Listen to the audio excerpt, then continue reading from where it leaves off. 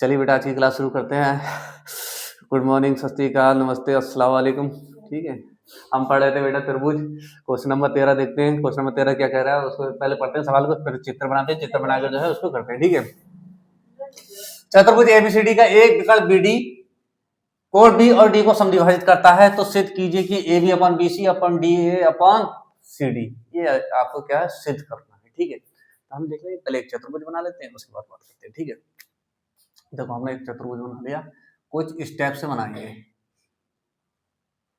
क्योंकि एक विकर्ण जो है ना, ये विकर्ण, ये इसको समद्विभाजित कर रहा है। ये बी है, यहाँ ये ए है, ये सी है, ये डी है। देखो बी और देखो जितना ये है उतना ये है, जितना ये है उतना ये। ठीक है, ये है समद्विभाजित कर रहा है। तो एक विकर्ण इसका ये रह गया, इसको और बना देते हैं, इसका सही है, ये हो गया विकर्ण। सही है, इसको हमने लिख दिया एम पर प्रतिच्छेद कर रहे हैं। विकर्ण जो है एम पर प्रतिच्छेद कर रहे हैं, लिख देते हैं दोनों विकर्ण एम पर प्रतिच्छेद करते हैं। सही है, ये बात होगी। ठीक, एम पे प्रतिच्छेद करते हैं। ठीक है, अब क्या है, देखो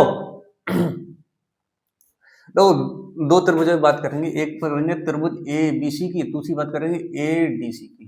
सही, इन दो त्रिभुजों की बात करेंगे और बाकी हो जाएगा। सही है, तो तुम यहाँ ध्यान से देखो बेटा, ये प्रतिच्छेद करें तो जितना ये इतना ये है, एक कोण दो बराबर नहीं, समरूप त्रिभुज नहीं है, समरूप त्रिभुज है तो वही वाली कसौटी लगा दो। तो हम लिखेंगे देखो बी एम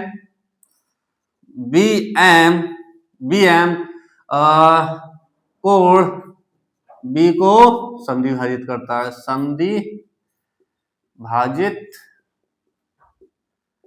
करता है। सही है, सही है, तो ये बी एम जो है को समद्विभाजित करता है, ये बराबर, तो आता त्रिभुज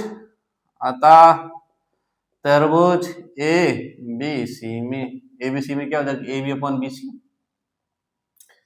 ए बी अपॉन बी सी क्या हो जाएगा, A M upon M C. ये हो गया समीकरण नंबर एक हो गई।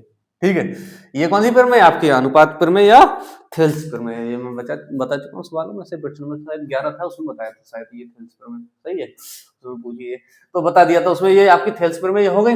अब हम देखेंगे, देखो बी एम कोण डी को समद्विभाजित करती है, तो फिर ये दो त्रिभुज कैसे हो जाएंगे, ये और ये समरूप हो जाएंगे तो बात करेंगे, दो भागों में बांट करता है, समद्विभाजित करता है, ये समद्विभाजित करे तो इसको करेगा, तो जैसे ये बराबर है तो ये वाली थ्योरम फिर लगा देंगे। अब हम लिखेंगे डीएम कोण डी को समद्विभाजित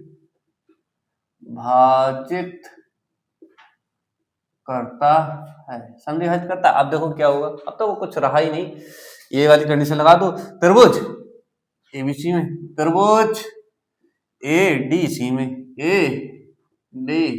में अनुपात वाला फिर लगा दो, इसमें कौन सा है, एडी अपॉन सी डी।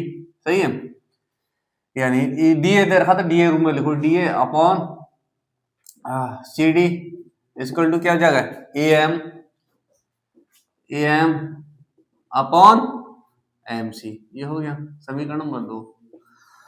अब बताओ शोएब, ये कितनी बार कंडीशन हमने बताइए, जब ये इसके बराबर है, ये इसके बराबर, ये दोनों एक ही लिखे हैं, तो ये इसके बराबर नहीं होगा।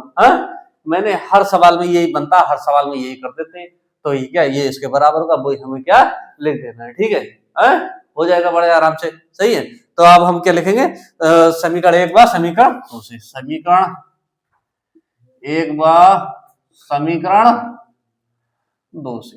सही है, समीकरण एक बार समीकरण दो से देखो, समीकरण एक बार समीकरण दो से तो क्या हो जाएगा आपके, A B upon B C A M upon M C. ये हो गया है, देखो नहीं एम सी तो हटा देना, ये वाला तो हमें हटा देना है, इस तुलना करें तो ये आ जाएगा D A upon C D, ये आ गया। सही है, ये हो गया D A upon C D. सही है, तो देखो सेट करके हमें यही तो लेके आना था, यही आ गया, यही तो लेके आना था।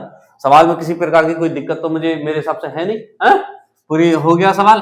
तो ये आपको क्या करना था बेटा, प्रूव करना था। तो मैंने ये इसको बॉक्स में बंद करके ऐसे करो, बाद में दिखा देना बेटा, सही है। अगर आप ऐसे करके दिखा दोगे तो जो है उस समझ जाएगा, डायरेक्ट उसका देखेगा हाँ उसने ये करा है और आंसर लिख दिया है। अगर सही है देखो, हाँ लास्ट में आपको ये बेटा हर कीमत पे लेके आना है, अगर ना है तो जबरी ले आना। ये मैं पहले ही बता चुका हूँ, क्योंकि एग्जामिनर जो है आपको फिर 1 नंबर दे देगा, अगर 2 नंबर का तो 1 तो दे ही देगा। इतनी बात लिखोगे तो वो कहेगा हाँ बच्चे से गड़बड़ी हो जाती है। क्योंकि मोस्टली तर ज्यादातर बच्चे, जैसे 100 बच्चे हैं तो 100 में से 60 बच्चे जो है इन सवालों को छोड़कर आते हैं, 40 ही करके आ पाते हैं। सही है, तो आप जो है इनको करके आना। सही है, एवरेज देखते हैं तो आपको जो है नंबर देगा, बढ़िया तरीके से देगा। अब बच्चा कंफ्यूज किया जाता है, ए एम और जी लिखा होता है, ए बी और बी सी, इस चीजों को पकड़ता नहीं है। जब पकड़ लेगा तो बड़े आराम से हो जाएगा, लेकिन इस चीज को देख के कह जाता है क्या ए बी और बी सी लिखा, क्या ए एम और एम सी लिखा, फिर इधर ही लिख दिया, फिर वो यहाँ पर देखेगा अरे इधर भी ऐसे ही कुछ लिखा हुआ है, इधर तो फिर वो कंफ्यूज हो जाता है, उसका माइंड एकदम डाइवर्ट हो जाता है। ठीक है, इस चक्कर से वो कर नहीं पाता। तो बस सवाल तो बहुत सरल है, केवल इधर कह ले इनको लिखी 1 2, वैसे इसको 1 मान लो, 1 2 3 4 5 6 6 लाइन हो गया, सब कंप्लीट हो गया। और कितने आएगा, 2 नंबर से ऊपर पे ही आएगा। ठीक है, सवाल में किसी प्रकार की कोई किसी बच्चे को दिक्कत होनी नहीं चाहिए। ठीक है, हमने ये सवाल आपका जो है कंप्लीट करा।